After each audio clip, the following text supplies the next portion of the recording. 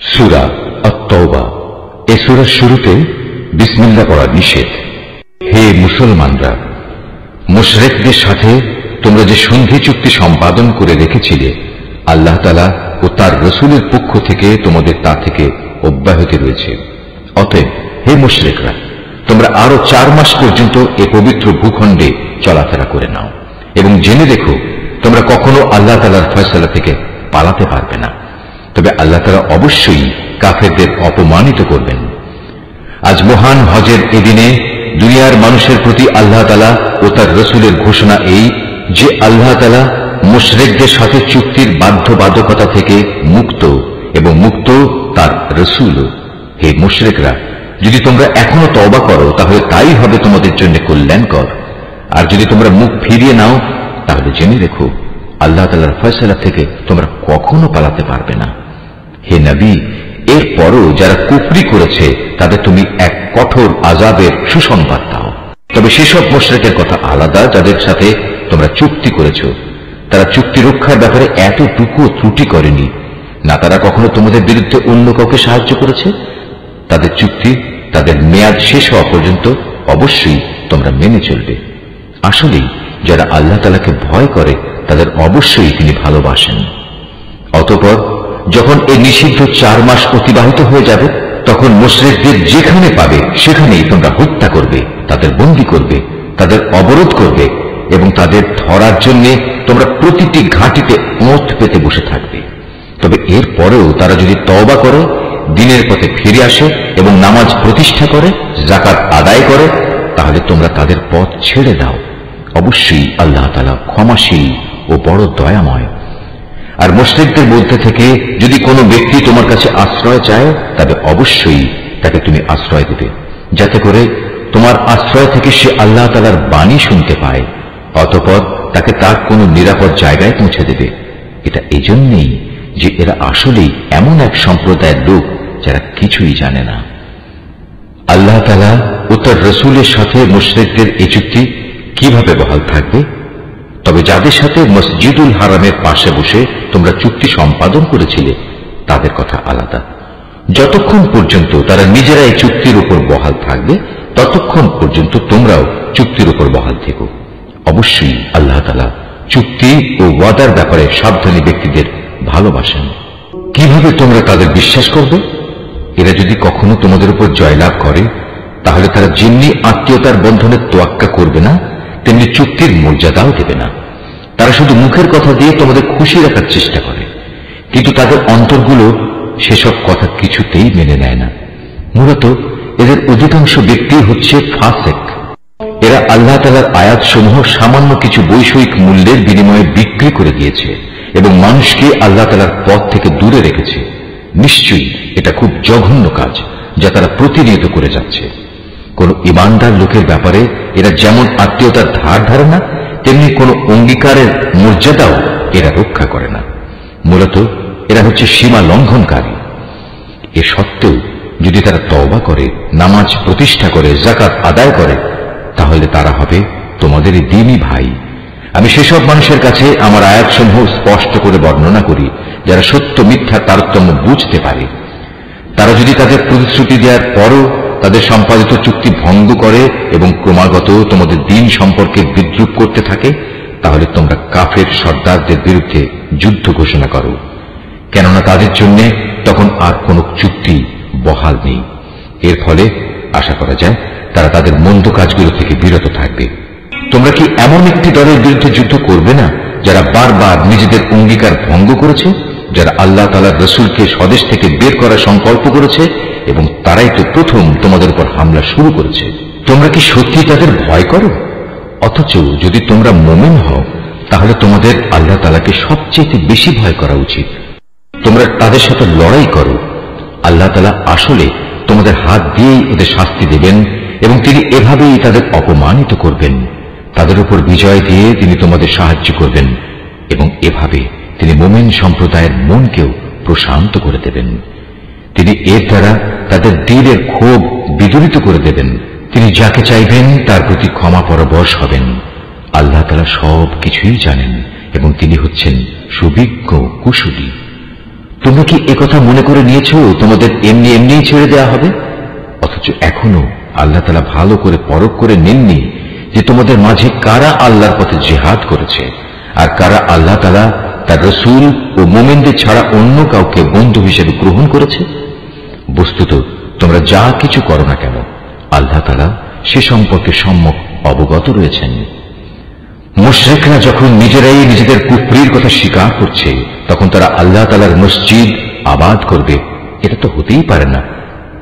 মূলত এরা হচ্ছে সেসব লোক যাদের যাবতীয় কর্মকাণ্ড আগেই বরবাদ হয়ে গেছে এবং চিরকাল তাই এদের দোজখের আগুনেই কাটাতে হবে।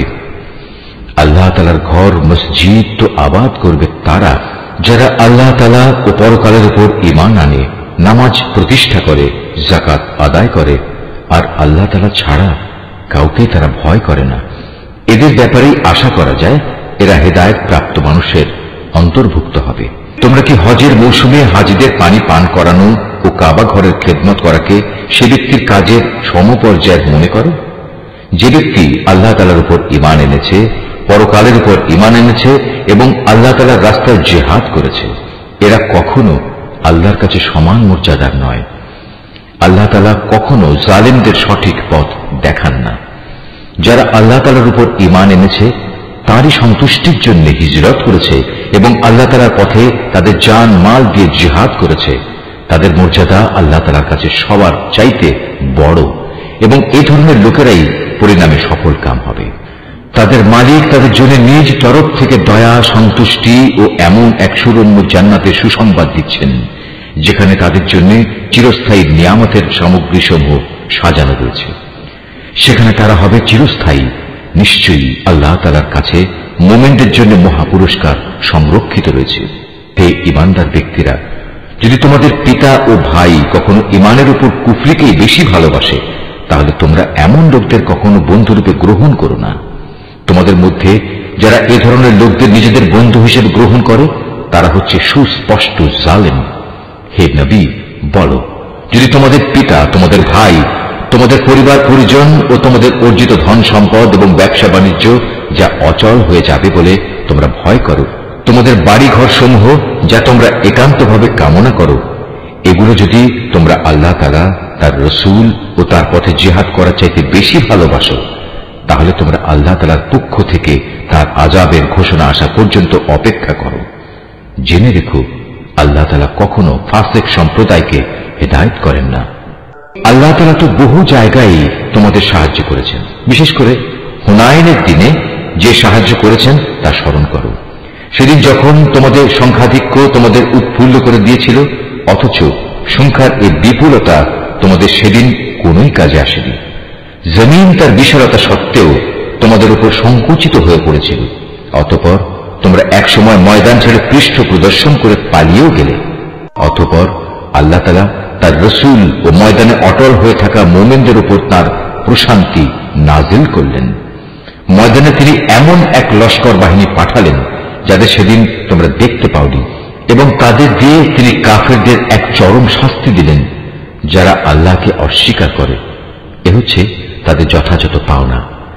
এরপরেও আল্লাহ তাআলা যাকে ইচ্ছা তাকে ক্ষমা করে দেন। আল্লাহ তাআলা ক্ষমাশীল ও পরম দয়ালু। ও হে মানুষ, তোমরা যারা আল্লাহ তাআলার উপর ঈমান এনেছো জেনে রেখো, মুশরিকরা হচ্ছে চিন্তা ও আদর্শের দিক থেকে অপবিত্র। অতএব এই অপবিত্রতা নিয়ে তারা যেন এ বছরের পর আর কখনো এ পবিত্র মসজিদের কাছে না আসে। যদি তাদের না আসার কারণে তোমরা আশু দারিদ্র্যের আশঙ্কা করো তাহলে জেনে রেখো, অচিরেই আল্লাহ তাআলা চাইলে নিজ অনুগ্রহ দিয়ে তোমাদের অভাব মুক্ত করে দিতে পারেন। অবশ্যই আল্লাহ তাআলা সর্বজ্ঞ ও কুশলী।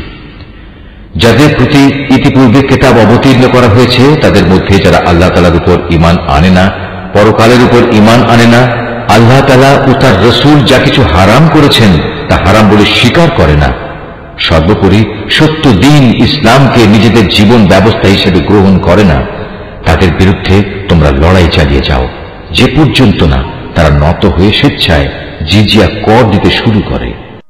ইহুদিরা বলে উযায়ের আল্লাহর পুত্র, আবার খ্রিস্টানরা বলে মসীহ আল্লাহর পুত্র।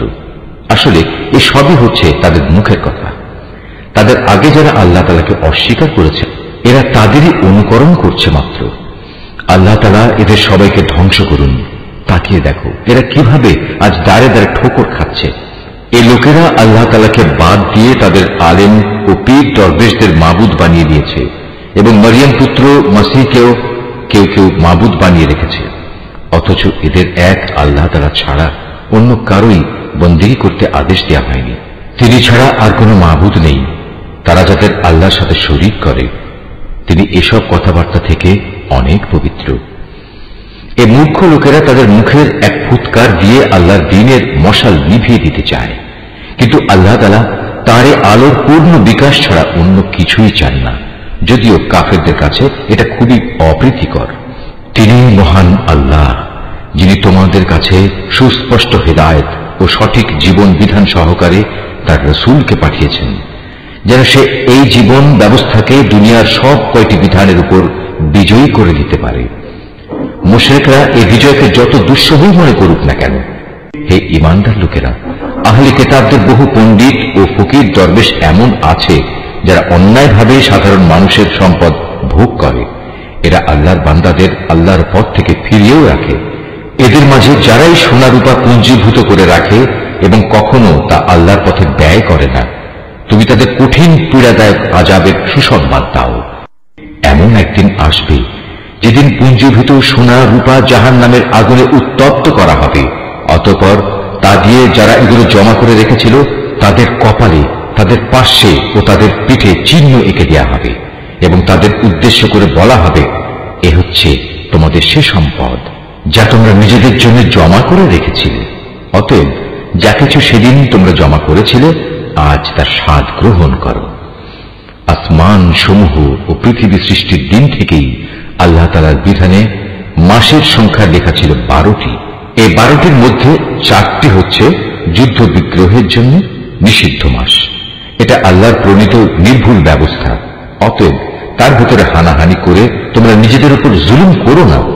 তোমরা যখন মুশরিকদের সাথে যুদ্ধ করবে তখন সবাই একসাথে মিলিত হয়ে তাদের মোকাবেলা করবে, যেমনি ভাবে তারাও একসাথে তোমাদের বিরুদ্ধে লড়াই করছে। জেনে রেখো, যারা আল্লাহ তাআলাকে ভয় করে আল্লাহ তাআলা অবশ্যই তাদের সাথে রয়েছেন। নিষিদ্ধ মাসকে হীন স্বার্থে মুলতবি করা কিংবা তা আগপাচ করা তো কুফরের মাত্রায় বৃদ্ধি করে। এর ফলে কাফেরদের আরো বেশি গোমরাহিতে নিমজ্জিত করে দেওয়া হয়। এই লোকেরা এক বছর কোনো মাসকে নিজেদের প্রয়োজনে হালাল করে নেয়, আবার পরবর্তী কোনো বছরে সে মাসকে তারা হারাম বানিয়ে নেয়, যেন এভাবে আল্লাহ তাআলা যে মাসগুলো হারাম করেছেন তার সংখ্যাও পূরণ হয়ে যায়। আবার আল্লাহ তাআলা যা হারাম করেছেন তাও মাঝে মাঝে হালাল হয়ে যায়। বস্তুত তাদের অন্যায় কাজগুলো এভাবেই তাদের কাছে শোভনীয় করে দেয়া হয়েছে। আর আল্লাহ তাআলা কখনো কাফের সম্প্রদায়কে সঠিক পথের দিশা দেন না। ওহে মানুষ, তোমরা যারা আল্লাহ তাআলার উপর ঈমান এনেছ, এ কি হলো তোমাদের? যখন তোমাদের আল্লাহ তাআলার পথে কোনো অভিযানে বের হতে বলা হয় তখন তোমরা জমিন আঁকড়ে ধরো। তোমরা কি আখিরাতের সমৃদ্ধির তুলনায় এই দুনিয়ার জীবনকে বেশি ভালোবাসো? অথচ পরকালের মানদণ্ডে দুনিয়ার জীবনের এ ভোগের উপকরণ নিতান্তই কম। তোমরা যদি কোনো অভিযানে বের না হও তাহলে এ অবাধ্যতার জন্য তিনি তোমাদের কঠিন শাস্তি দেবেন এবং তোমাদের অন্য এক জাতি দ্বারা বদল করে দেবেন। তোমরা কিন্তু তার কোনোই অনিষ্ট সাধন করতে পারবে না, কারণ তিনি সব কিছুর উপর ক্ষমতাবান। হে মুমিনরা, তোমরা যদি তাকে এ কাজে সাহায্য না করো তাহলে আল্লাহ তাআলাই তাকে সাহায্য করবেন। আল্লাহ তাআলা তখনও তাকে সাহায্য করেছিলেন যখন কাফেররা তাকে তার ভিটে বাড়ি থেকে বের করে দিয়েছিল, বিশেষ করে যখন সে নবী ছিল মাত্র দুজনের মধ্যে একজন। তাও আবার তারা দুজন ছিল অন্ধকার এক গুহার মধ্যে। সে নবী যখন তার সাথীকে বলছিল, কোনো দুশ্চিন্তা করো না, আল্লাহ তাআলা আমাদের সাথেই আছেন। অতঃপর আল্লাহ তাআলা তার উপর তার প্রশান্তি নাজিল করে তাকে সাহায্য করলেন এবং এমন এক বাহিনী দ্বারা তাকে শক্তি যোগালেন যাদের তোমরা সেদিন দেখতে পাওনি, এবং যারা আল্লাহ তাআলাকে অমান্য করেছে আল্লাহ তাআলা তাদের ধৃষ্টতামূলক বক্তব্য নিচু করে দিলেন এবং আল্লাহ তাআলার কথাই উপরে থাকল। আল্লাহ তাআলা পরাক্রমশালী ও প্রবল প্রজ্ঞাময়। তোমরা অভিযানে বের হয়ে পড়ো, কম রণসম্ভারে হোক কিংবা বেশি হোক, এবং জিহাদ করো আল্লাহ তাআলার পথে নিজেদের জান দিয়ে, মাল দিয়ে। এটাই তোমাদের জন্য উত্তম। কত ভালো হতো যদি তোমরা বুঝতে পারতে। হে নবী, এতে যদি আশু কোনো লাভ থাকত, হতো যদি তাদের এ সফর সহজ সুগম, তাহলে তারা অবশ্যই এ অভিযানে তোমার পেছনে পেছনে যেত। কিন্তু তাদের জন্য এ যাত্রাপথ অনেক দীর্ঘ ও দুর্গম ঠেকেছে। তারা সত্তরই আল্লাহর নামে তোমার কাছে কসম করে বলবে, আমরা যদি সক্ষম হতাম তাহলে অবশ্যই তোমার সাথে অভিযানে বের হতাম। মিথ্যা অজুহাতে তারা নিজেরাই নিজেদের ধ্বংস করছে। আল্লাহ তাআলা জানেন এরা হচ্ছে মিথ্যাবাদী। হে নবী, আল্লাহ তাআলা তোমাকে মাফ করুন। ইমানের দাবিতে কারা সত্যবাদী আর কারা মিথ্যাবাদী এই বিষয়টা তোমার কাছে স্পষ্ট হওয়ার আগে কেন তুমি তাদের যুদ্ধে যাওয়া থেকে অব্যাহতি দিলে? যারা আল্লাহ তাআলা ও পরকালের উপর ঈমান এনেছে, তারা নিজেদের মাল ও জীবন দিয়ে আল্লাহর পথে জিহাদে অবতীর্ণ না হওয়ার জন্য তোমার কাছ থেকে অব্যাহতি চাইতে আসবে না। আল্লাহ তাআলা অবশ্যই সেসব লোককে জানেন যারা তাকে ভয় করে। যুদ্ধে না যাওয়ার জন্য তোমার কাছে অব্যাহতি চাইতে তো আসবে তারা যারা আল্লাহ তাআলা ও পরকালের উপর কোন রকম ঈমান রাখে না। তাদের মন সংশয়যুক্ত আর তারা নিজেরাও সংশয় দ্বিধাগ্রস্ত থাকে।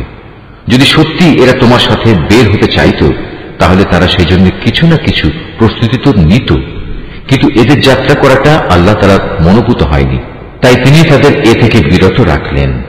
তাদের যেন বলে দেয়া হলো, যারা পেছনে বসে আছে তোমরা তাদের সাথে বসে থাকো।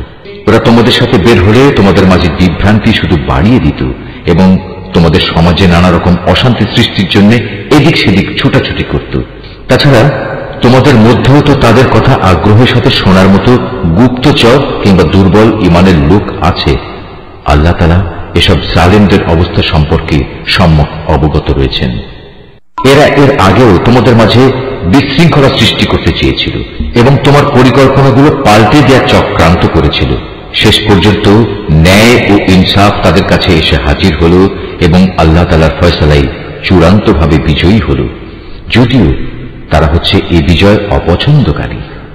তাদের ভেতর এমন কিছু মানুষও আছে যারা বলে, হে নবী, এই যুদ্ধে যাওয়া থেকে তুমি আমাকে অব্যাহতি দাও এবং আমাকে তুমি কোনো লোভনীয় বস্তুর মুসিবতে ফেলো না। তোমরা জেনে রেখো, এরা তো আগে থেকেই নানা মুসিবতে পড়ে আছে, আর জাহান্নাম তো কাফেরদের চারিদিকে বড় মুসিবতের মতোই ঘিরে রেখেছে। তোমাকে যদি কখনো কোনো কল্যাণ স্পর্শ করে তাহলে এতে তাদের দুঃখ হয়, আবার তোমার কোনো বিপদ ঘটলে তারা বলে, হ্যাঁ আমরা এটা জানতাম, তাই আমরা আগেই ভিন্ন পথ অবলম্বন করে নিয়েছিলাম। অতঃপর তারা উৎফুল্ল চিত্তে তোমার কাছ থেকে সরে পড়ে। তুমি তাদের বলো, আসলে কল্যাণ অকল্যাণের কিছুই আমাদের উপর নাজিল হবে না, হবে শুধু তাই যা আল্লাহ তাআলা আমাদের জন্য নির্দিষ্ট করে রেখেছেন। তিনি আমাদের একমাত্র আশ্রয়। আর যারা মুমিন তাদের তো ভালো মন্দ সব ব্যাপারে শুধু আল্লাহ তাআলার উপরই ভরসা করা উচিত। আমাদের ব্যাপারে তোমরা কি বিজয় ও শাহাদাত এ দুটো কল্যাণের যে কোনো একটির অপেক্ষা করছো? কিন্তু তোমাদের জন্য আমরা যা কিছু প্রতীক্ষা করছি তা হচ্ছে আল্লাহ তাআলা নিজে থেকে তোমাদের আযাব দেবেন, কিংবা আমাদের হাত দিয়ে তোমাদের তিনি শাস্তি পৌঁছবেন। অতএব তোমরা অপেক্ষা করো, আমরাও তোমার সাথে অপেক্ষা করছি। হে নবী, তুমি বলো, ধন সম্পদ আগ্রহ সহকারে খরচ করো কিংবা অনিচ্ছায় খরচ করো, কোনো অবস্থায় তোমাদের কাছ থেকে তা কবুল করা হবে না, কেননা তোমরা হচ্ছ একটি নাফরমান জাতি। তাদের এ অর্থ সম্পদ কবুল না হওয়াকে এছাড়া আর কোনো কিছুই বাধা দেয়নি যে তারা স্বয়ং সৃষ্টিকর্তা আল্লাহ তাআলাকে ও তার পাঠানো রাসূলকে অমান্য করেছে। তারা নামাজের জন্য আসে ঠিকই, কিন্তু তারা থাকে একান্ত অলস, আর আল্লাহ তাআলার পথে অর্থ ব্যয় করে বটে, তবে তা করে একান্ত অনিচ্ছার সাথে। সুতরাং হে নবী, ওদের মাল সম্পদ ও সন্তান সন্ততি যেন তোমাকে কখনো আশ্চর্যান্বিত না করে। আল্লাহ তাআলা মূলত এ সব কিছু দিয়ে তাদের এ দুনিয়ার জীবনে এক ধরনের আযাবই ফেলে রাখতে চান, আর যখন তাদের দেহ থেকে জান বের হয়ে যাবে তখন তারা কাফের অবস্থায় থাকবে। এরা আল্লাহ তাআলার নামে কসম করে বলে এরা তোমাদের দলের লোক, অথচ আল্লাহ তাআলা নিজেই বলেছেন এরা কখনোই তোমাদের লোক নয়।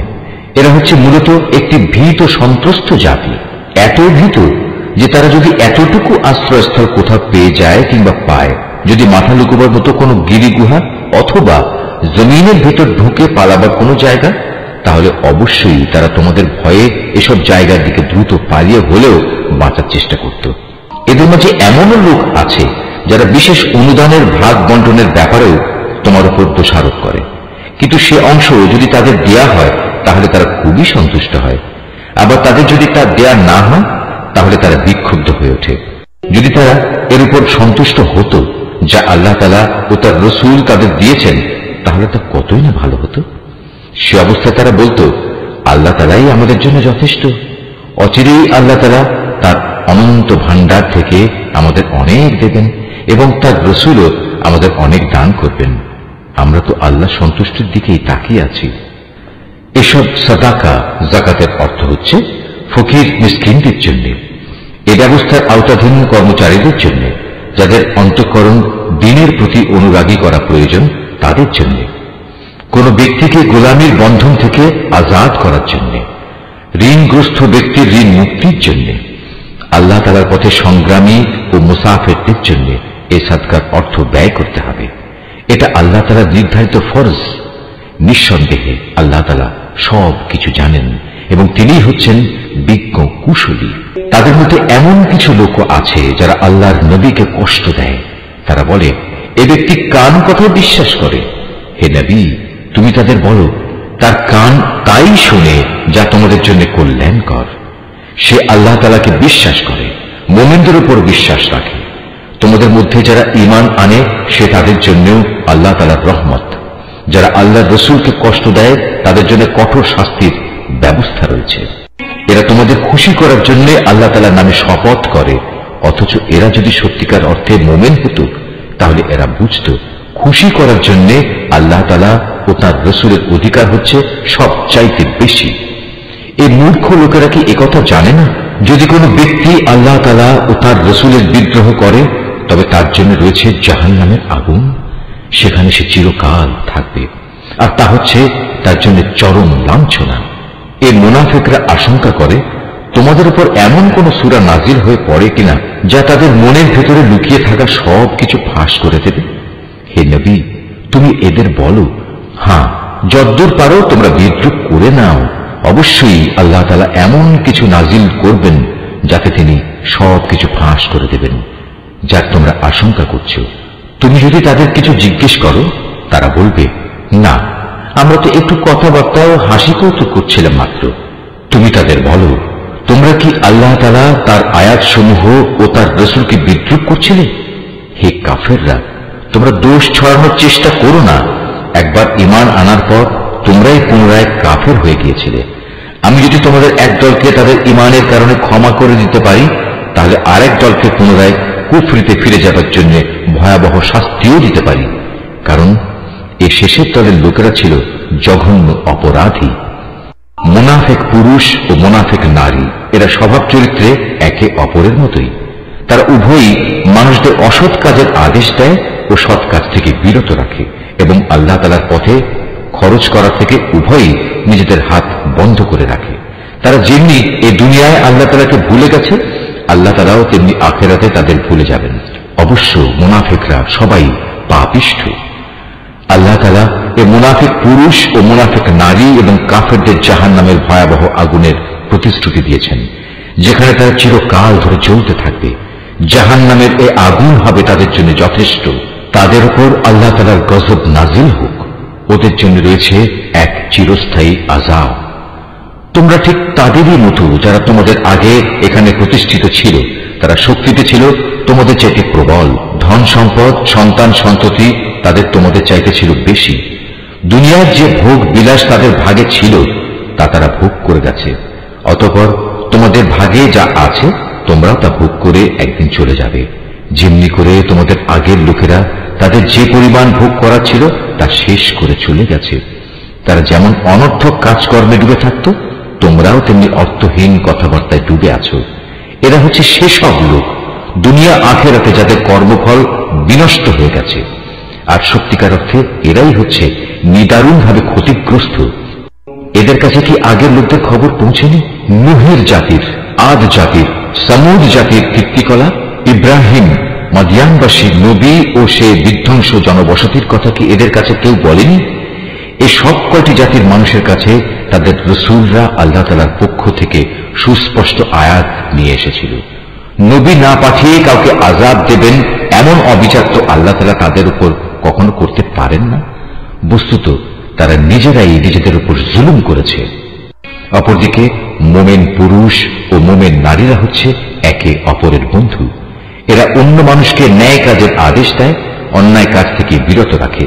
তারা নামাজ প্রতিষ্ঠা করে, যাকাত আদায় করে, জীবনের সব কাজে আল্লাহ তাআলা ও তার রসুলের বিধানের অনুসরণ করে।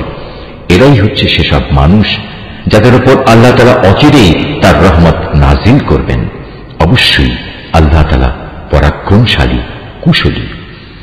এই ধরনের মোমেন পুরুষ ও মোমেন নারীদের আল্লাহ তাআলা এমন এক সুরম্য জান্নাতের প্রতিশ্রুতি দিচ্ছেন যার তলদেশ দিয়ে ঝর্ণাধারা প্রবাহমান থাকবে, যেখানে তারা চিরদিন অবস্থান করবে। চিরস্থায়ী জান্নাতে তাদের জন্য সুন্দর সুন্দর বাসস্থানের ব্যবস্থা থাকবে। সেদিনের সবচেয়ে বড় নিয়ামত হবে বান্দার প্রতি আল্লাহ তাআলার সন্তোষ। এটাই হবে সেদিনের সবচেয়ে বড় সাফল্য। হে নবী, কাফের ও মুনাফিকদের বিরুদ্ধে জিহাদে অবতীর্ণ হও, ওদের প্রতি কঠোরতা অবলম্বন করো, কেননা এদের চূড়ান্ত আবাসস্থল হবে জাহান্নাম। এটি বড়ই নিকৃষ্ট স্থান। এরা আল্লাহর নামে কসম করে বলে কুফরি শব্দ এরা বলেনি, আসলে এরা কুফরি শব্দ বলেছে এবং তাদের ইসলাম গ্রহণের পরে তারা তা অস্বীকার করেছে। এরা এমন এক কাজে সংকল্প করেছিল যা তারা করতে পারেনি। এর পরেও তাদের প্রতিশোধ নেয়ার এছাড়া আর কি কারণ থাকতে পারে? আল্লাহ ও তার রসুল নিজ অনুগ্রহ দিয়ে তাদের ধনশালী করে দিয়েছিলেন। এখনো যদি এ লোকেরা আল্লাহ তাআলার কাছে তওবা করে তাহলে এটা তাদের জন্যই ভালো হবে।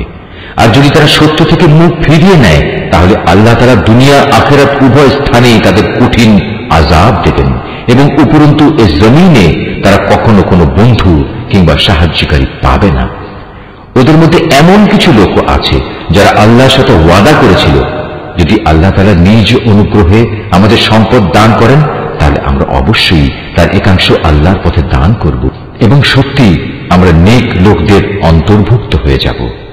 অতঃপর যখন আল্লাহ তাআলা নিজ অনুগ্রহের ভান্ডার থেকে তাদের ধন সম্পদ দান করলেন তখন তারা দানের বদলে কার্পণ্য করতে শুরু করল এবং আল্লাহ তাআলাকে দেয়া ওয়াদা থেকে তার গোলামির সাথেই ফিরে এল।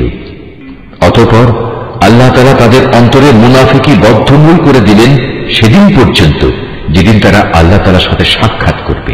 এটা এ কারণে এরা আল্লাহ তাআলার কাছে যে ওয়াদা করেছিল তা ভঙ্গ করেছে। আসলেই এরা ছিল ভয়ানক মিথ্যাবাদী। এই লোকেরা কি একথা জানত না? তাদের সব গোপন কথা ও সব ছলা পরামর্শ সম্পর্কে আল্লাহ তাআলা জানেন এবং যা কিছু অদৃশ্য অদেখা আল্লাহ তাআলা সে সম্পর্কেও বিশেষভাবে অবহিত। আল্লাহ তাআলা তাদের ব্যাপারেও সম্যক অবগত আছেন যারা সেসব ঈমানদার ব্যক্তিদের দোষারোপ করে, যারা আন্তরিক নিষ্ঠা ও আগ্রহের সাথে আল্লাহ তাআলার পথে দান করে এবং যারা দান করার মতো নিজেদের পরিশ্রম লব্ধ সামান্য কিছু সম্পদ ছাড়া কিছুই পায় না। এ সব মুমিনের সাথে মুনাফিকদের এ দলের লোকেরা হাসি ঠাট্টা করে। এই বিদ্রুপকারীদের স্বয়ং আল্লাহ তাআলাও বিদ্রুপ করতে থাকেন। পরকালে তাদের জন্য রয়েছে কঠিন আযাব। হে নবী, এমন লোকদের জন্য তুমি আল্লাহ তাআলার কাছে ক্ষমা প্রার্থনা করো আর না করো দুটোই সমান। তুমি যদি 70 বারও তাদের জন্য আল্লাহর কাছে মাপ চাও আল্লাহ তাআলা কখনো তাদের মাফ করবেন না, কেননা এরা জেনে বুঝে আল্লাহ তাআলা ও তার রাসূলকে অস্বীকার করেছে। আসলে আল্লাহ তাআলা কখনো নাফরমান লোকদের হেদায়েত করেন না। যারা তাবুকের যুদ্ধে না গিয়ে পেছনে পড়ে থাকলো তারা এভাবে রাসূলের ইচ্ছার বিরুদ্ধে নিজেদের ঘরে বসে থাকতে পেরে খুব খুশি হয়ে গেল। মূলত তারা তাদের জান মাল দিয়ে আল্লাহর পথে জিহাদ করাটা পছন্দ করল না, বরং বলল এই ভীষণ গরমে তোমরা বাইরে যেও না। হে নবী, তুমি তাদের বলো জাহান্নামের আগুন তো এর চাইতেও বেশি গরম। কত ভালো হতো এই লোকগুলো যদি এ কথাটা বুঝতে পারত। অতএব এ দুনিয়ায় তাদের কম হাসা উচিত, অন্যথায় কিয়ামতের দিন তাদের বেশি কাঁদতে হবে। তারা যা গুনাহ এখানে অর্জন করেছে তাই হবে তাদের সেদিনের যথার্থ বিনিময়। যদি আল্লাহ তাআলা এই অভিযানের পর তোমাকে এদের কোনো একটি দলের কাছে ফেরত নিয়ে আসেন এবং তারা যদি তোমার কাছে পুনরায় কোনো যুদ্ধে যাবার অনুমতি চায় তাহলে তুমি বলো না, কখনো তোমরা আমার সাথে আর কোনো অভিযানে বের হবে না। তোমরা আমার সাথী হয়ে আর কখনো শত্রুর সাথে লড়বে না, কেননা তোমরা আগের বার যুদ্ধের বদলে পেছনে বসে থাকা পছন্দ করেছিলে। আর যাও, যারা পেছনে পড়ে আছে তাদের সাথে তোমরাও গিয়ে বসে থাকো। ওদের মধ্যে কোনো লোকের মৃত্যু হলে তুমি কখনো তার জানাজা নামাজ পড়ো না, কখনো তার কবরের পাশে তুমি দাঁড়িয়ে না, কেননা এই ব্যক্তিরা আল্লাহ তাআলা ও তার রাসূলের সাথে কুফরি করেছে। এরা নাফরমান অবস্থায় মরেছে। ওদের ধন সম্পদ ও সন্তান সন্ততি যেন তোমাদের কখনো বিমুগ্ধ করতে না পারে। মূলত আল্লাহ তাআলা এই সব কিছু দিয়ে তাদের দুনিয়ার জীবনে নানা ধরনের শাস্তি দিতে চান, এবং তাদের প্রাণবায়ু একদিন এমন এক অবস্থায় বের হবে যখন তারা পুরোপুরি কাফের থাকবে। যখনই এমন ধরনের কোন সূরা নাজিল হয় যাতে বলা হয় তোমরা আল্লাহর উপর ঈমান আনো এবং তার রাসূলের সাথে মিলে কাফেরদের বিরুদ্ধে জিহাদ করো, তখনই তাদের বিত্তশালী ব্যক্তিরা তোমার কাছে এসে যুদ্ধে না যাওয়ার জন্য অব্যাহতি চায় এবং তারা বলে, হে নবী, আমাদের রেহাই দাও, যারা ঘরে বসে আছে তাদের সাথে আমাদেরও বসে থাকতে দাও। তারা মূলত ঘরে বসে থাকা লোকদের সাথে অবস্থান করাই পছন্দ করে নিয়েছে। তাদের অন্তরে মোহর মেরে দেয়া হয়েছে, ফলে তারা কিছুই বুঝতে পারে না। কিন্তু আল্লাহর রাসূল এবং যারা তার সাথে আল্লাহ তাআলার উপর ঈমান এনেছে তারা সবাই নিজেদের জান মাল দিয়ে আল্লাহর পথে জিহাদ করেছে। অতএব এদের জন্য যাবতীয় কল্যাণ নির্দিষ্ট হয়ে আছে, আর সত্যিকার অর্থে এরাই হচ্ছে সফল কাম। এর বিনিময়ে আল্লাহ তাআলা এদের জন্য এমন এক সুরম্য জান্নাত প্রস্তুত করে রেখেছেন যার পাদদেশে ঝর্ণাধারা প্রবাহমান, সেখানে তারা চিরকাল থাকবে। বস্তুত এ হচ্ছে সর্বোত্তম সাফল্য। ওজরকামী কিছু সংখ্যক আরব বেদুইনও তোমার কাছে এসে হাজির হয়েছে, যেন তাদেরও এই যুদ্ধে যাওয়া থেকে অব্যাহতি দেয়া হয়। এভাবে সে লোকগুলো ঘরে বসে থাকলেও যারা আল্লাহ তাআলা ও তার রাসূলের কাছে ঈমানের মিথ্যা দাবি করেছিল। এদের মধ্যে যারা আল্লাহ ও তার রাসূলকে অমান্য করে ঘরে বসে থেকেছে, অচিরেই তারা মর্মান্তিক আযাবে নিমজ্জিত হবে। যারা দুর্বল তারা যদি এই যুদ্ধে শরীক না হয়ে থাকে তাদের উপর কোনো দোষ নেই। দোষ নেই তাদেরও যারা অসুস্থ কিংবা যারা যুদ্ধে খরচ করার মতো কোনো সম্বল পায়নি। অবশ্য এরা যদি আল্লাহ তাআলার নিষ্ঠাবান বান্দা হয় তাহলেই তারা এই অব্যাহতির আওতায় পড়বে। সৎ কর্মশীল মানুষদের বিরুদ্ধেও কোনো অভিযোগের কারণ নেই। আল্লাহ তাআলা একান্ত ক্ষমাশীল ও পরম দয়ালু। তাদের ব্যাপারেও কোনো অভিযোগ নেই যারা যুদ্ধ শুরুর প্রাক্কালে তোমার কাছে যাত্রার বাহন সরবরাহ করার জন্য এসেছিল এবং তুমি তাদের বলেছিলে, তোমাদের জন্য আমি এমন কিছু পাচ্ছি না যার উপর আমি তোমাদের আরোহণ করাতে পারি। অতএব তারা ফিরে গেল। তারা এমনভাবে ফিরল যে তাদের চোখ থেকে অশ্রু বয়ে যাচ্ছিল। যুদ্ধে যাবার খরচ জোগাড় করতে না পারায় তারা ভীষণভাবে দুঃখিত হল। সব অভিযোগ তো তাদের বিরুদ্ধে যারা সামর্থ্যবান হওয়া সত্ত্বেও তোমার কাছে অব্যাহতি চায়। যারা পেছনে পড়ে থাকলো তাদের সাথে ঘরে বসে থাকাই অবশেষে তারা পছন্দ করল। আল্লাহ তাআলা তাদের অন্তরে মোহর মেরে দিয়েছেন। এ কারণে তারা তা জানতে পারছে না কোনটা তাদের জন্য ভালো। যুদ্ধ শেষে তোমরা যখন তাদের কাছে ফিরে আসবে তখন এরা তোমাদের কাছে ওজর পেশ করবে। তুমি তাদের বলো, আজ তোমরা কোন রকম ওজর আপত্তি পেশ করো না, আমরা কখনো তোমাদের বিশ্বাস করব না। আল্লাহ তাআলা ইতিমধ্যেই তোমাদের অন্তরের সব কথা আমাদের বলে দিয়েছেন। এখন থেকে আল্লাহ তাআলা ও তার রাসূলই তোমাদের কার্যকলাপ দেখবেন। অতঃপর তোমাদের সে মহান সত্তার কাছেই ফিরে যেতে হবে, যিনি যেমন জানেন তোমাদের গোপন করে রাখা সবকিছু, তেমনি জানেন প্রকাশ্য বিষয়সমূহ। অতঃপর তিনি সে আলোকে তোমাদের বলে দেবেন দুনিয়ার জীবনে তোমরা কি কাজ করছিলে। যখন তোমরা তাদের কাছে ফিরে আসবে তখন এরা আল্লাহ তাআলার নামে কসম করে তোমাকে বলবে তুমি যেন তাদের ব্যাপারটা উপেক্ষা করো। আসলেই তোমরা ওদের উপেক্ষা করো, কেননা ওরা হচ্ছে চিন্তা ও আদর্শের দিক থেকে নাপাক। তাদের ঠিকানা হচ্ছে জাহান্নাম। দুনিয়ার জীবনে তারা যা কিছু করে এসেছে এটা হচ্ছে তার যথার্থ বিনিময়। এরা তোমাদের কাছে এজন্যই কসম করে যেন তোমরা সব কথা ভুলে আবার তাদের উপর সন্তুষ্ট হয়ে যাও। কিন্তু তোমরা যদি শতবারও তাদের উপর সন্তুষ্ট হও, আল্লাহ তাআলা কখনো এ ফাসিক সম্প্রদায়ের উপর সন্তুষ্ট হবেন না। বেদুইন আরব লোকগুলো কুফর ও মুনাফিকের ব্যাপারে অত্যন্ত কঠোর প্রকৃতির। আল্লাহ তাআলা তার রাসূলের উপর স্বীয় দ্বীনের সীমারেখার যে বিধানসমূহ নাজিল করেছেন সে জ্ঞান লাভ না করার ক্ষমতাই মনে হয় এদের মধ্যে প্রবল। মূলত আল্লাহ তাআলাই হচ্ছেন সুবিজ্ঞ, কুশলী। এই বেদুইন আরবদের মধ্যে এমন কিছু লোক আছে যারা কখনো যদি আল্লাহ তাআলার পথে কিছু ব্যয় করে তাকে নিজেদের উপর জরিমানা তুল্য মনে করে এবং তোমাদের ব্যাপারে কালের বিবর্তনমূলক কোনো বিপদ মুসিবত আসুক এই অপেক্ষায় থাকে। আসলে কালের মন্দচক্র তো তাদের নিজেদের উপরই ছেয়ে আছে। বস্তুত আল্লাহ তাআলা সবকিছু শোনেন, সবকিছু জানেন। আবার এই বেদুইন আরবদের মাঝে এমন কিছু লোক আছে যারা আল্লাহ তাআলা ও পরকালের উপর ঈমান রাখে। এরা আল্লাহর পথে যা কিছু খরচ করে তাকে আল্লাহর নৈকট্য লাভ ও রসুলের দোয়া পাওয়ার একটা অবলম্বন মনে করে। সত্যি সত্যি তা হচ্ছে তাদের জন্য আল্লাহর নৈকট্য লাভের একটা উপায়। অচিরেই আল্লাহ তাআলা তাদের স্বীয় রহমতে প্রবেশ করাবেন। অবশ্যই আল্লাহ তাআলা ক্ষমাশীল ও পরম দয়ালু। মুহাজির ও আনসারদের মাঝে যারা প্রথম দিকে ঈমান এনেছে এবং পরে যারা একান্ত নিষ্ঠার সাথে তাদের অনুসরণ করেছে, আল্লাহ তাআলা এদের উপর সন্তুষ্ট হয়েছেন এবং এরাও আল্লাহ তাআলার উপর সন্তুষ্ট হয়েছে। আল্লাহ তাআলা তাদের জন্য এমন এক সুরম্য জান্নাত তৈরি করে রেখেছেন যার তলদেশ দিয়ে ঝর্ণাধারা প্রবাহিত। সেখানে তারা চিরকাল থাকবে, আর তাই হবে সর্বোত্তম সাফল্য। এই বেদুইন আরবদের যারা তোমার আশেপাশে বাস করে তাদের মধ্যে কিছু কিছু মুনাফিক আছে, আবার কিছু মুনাফিক মদিনাবাসীদের মধ্যেও আছে। এরা সবাই কিন্তু মুনাফিকিতে সিদ্ধহস্ত। তুমি এদের জানো না, কিন্তু আমি এদের জানি। অচিরেই আমি এদের অপমান ও পরাজয়ের দ্বারা দুবার শাস্তি দেব। অতঃপর ধীরে ধীরে এদের সবাইকে এক বড় আযাবের দিকে ফিরিয়ে দেয়া হবে। তোমাদের মাঝে আরো কিছু লোক আছে যারা অকপটে নিজেদের গুনাহসমূহের কথা স্বীকার করে। শয়তানের ফেরে পেয়ে তারা তাদের নেক কাজকে গুনাহের কাজের সাথে মিশিয়ে ফেলেছে।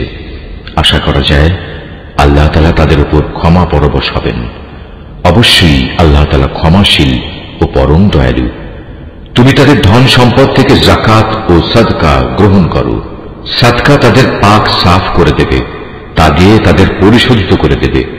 তুমি তাদের জন্য দোয়া করবে, কেননা তোমার দোয়া তাদের জন্য হবে পরম সান্ত্বনা।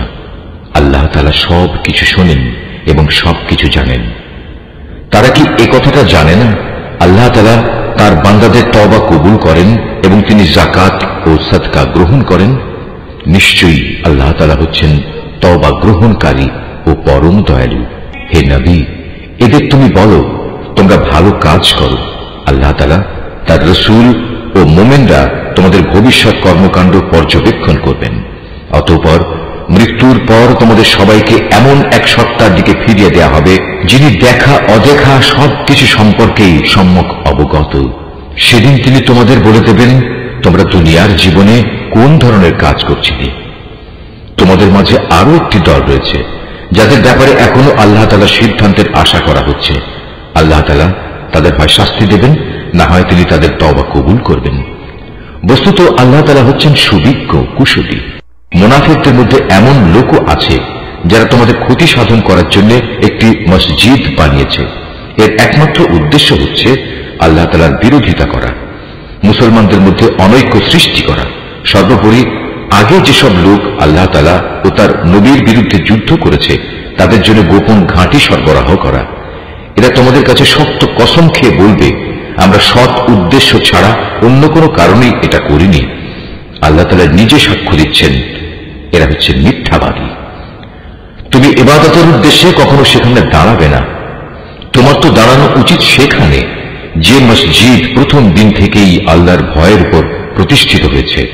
সেখানে এমন কিছু মানুষ আছে যারা ঈমান ও আমলের ক্ষেত্রে নিজেরা সব সময় পাক পবিত্র হওয়া পছন্দ করে, আর আল্লাহ তাআলাও এই পাক সাফ লোকদেরই ভালোবাসেন।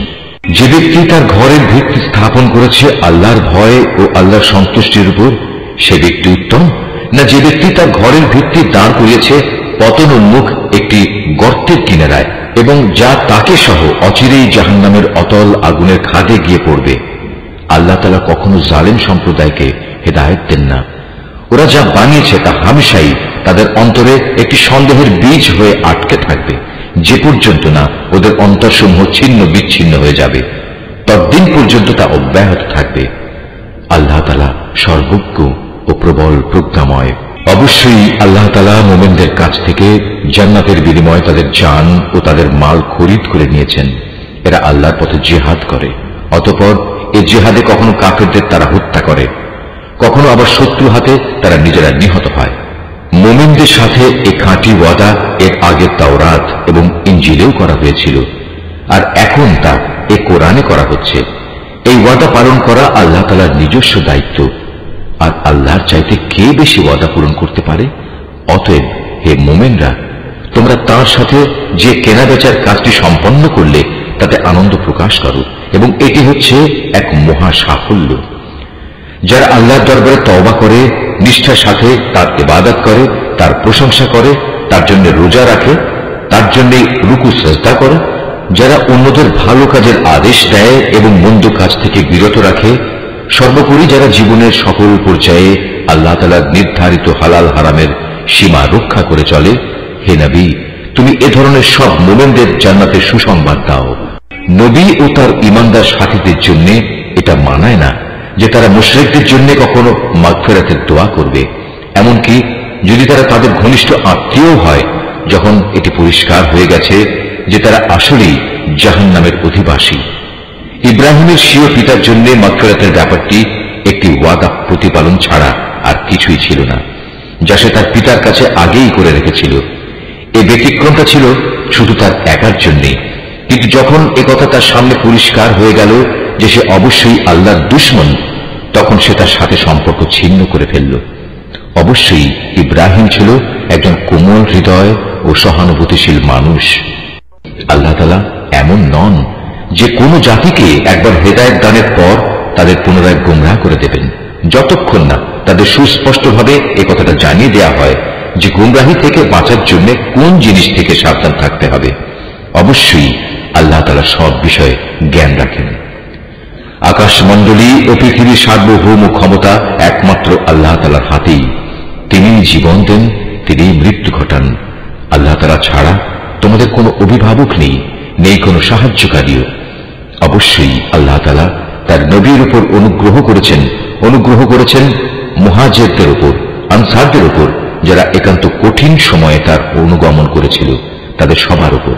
এমনকি যখন তাদের একটি ছোট্ট দলের চিন্তা একটু বাঁকা পথে ঝুঁকে পড়ার উপক্রম হয়ে পড়েছিল, অতঃপর আল্লাহ তাআলা এদের সবার উপর দয়া করলেন। নিশ্চয়ই তিনি ছিলেন তাদের প্রতি দয়ালু ও অনুগ্রহশীল। সে তিন ব্যক্তির উপরও আল্লাহ তাআলা দয়া করলেন, যাদের ব্যাপারে সিদ্ধান্ত মুলতবি করে রাখা হয়েছিল। তাদের অবস্থা এমন এক পর্যায়ে এসে পৌঁছল যে জমিন তার বিশালতা সত্ত্বেও তাদের উপর সংকুচিত হয়ে গেল। এমনকি তাদের নিজেদের জীবন নিজেদের কাছে দুর্বিষহ হয়ে পড়ল। তারা একথা উপলব্ধি করতে সক্ষম হল যে আসলেই আল্লাহ তাআলা ছাড়া তাদের আর কোনো জায়গা নেই যেখানে কোনো আশ্রয় পাওয়া যাবে। অতঃপর আল্লাহ তাআলা তাদের উপর অনুগ্রহ করলেন যেন তারা তওবা করে পুনরায় তার কাছে ফিরে আসতে পারে। অবশ্যই আল্লাহ তাআলা ক্ষমাশীল ও পরম দয়ালু। হে ঈমানদার ব্যক্তিরা, তোমরা আল্লাহ তাআলাকে ভয় করো এবং হামেশা সত্যবাদীদের সাথে থাকো।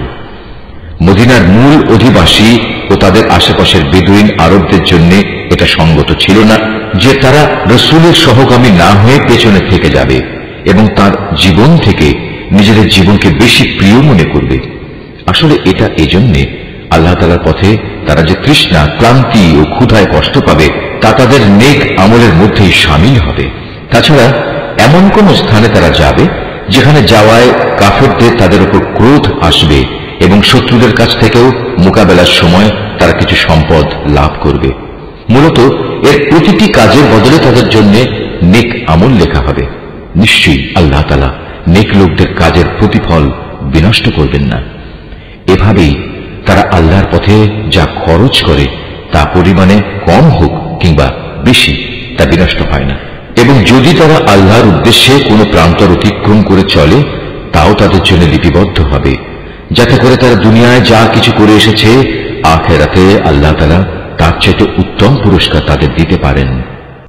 মুমিনদের কখনো কোনো অভিযানে সবার একত্রে বের হওয়া ঠিক নয়। তারা এমন কেন করল না যে তাদের প্রত্যেক দল থেকে কিছু কিছু লোক বের হতো এবং দ্বীন সম্পর্কে জ্ঞানানুশীলন করত, অতঃপর যখন তারা অভিযান শেষে নিজ জাতির কাছে ফিরে আসত, তখন তাদের জাতিকে তারা আযাবের ভয় দেখাত। আশা করা যায় এতে তারা সতর্ক হয়ে চলবে। হে ঈমানদার লোকেরা, কাফেরদের মধ্যে যারা তোমাদের সীমান্তের কাছাকাছি রয়েছে তাদের বিরুদ্ধে জিহাদ করো। এমন ভাবে জিহাদ করবে যেন তারা তোমাদের মধ্যে কঠোরতা দেখতে পায়। জেনে রেখো, আল্লাহ তাআলা হামেশাই মুত্তাকি লোকদের সাথে রয়েছেন। যখন কোনো নতুন সূরা নাজিল হয়, তখন এদের কিছু লোক এসে বিদ্রূপের ভাষায় জিজ্ঞেস করে, এ সূরা তোমাদের কার কার ঈমান বৃদ্ধি করেছে?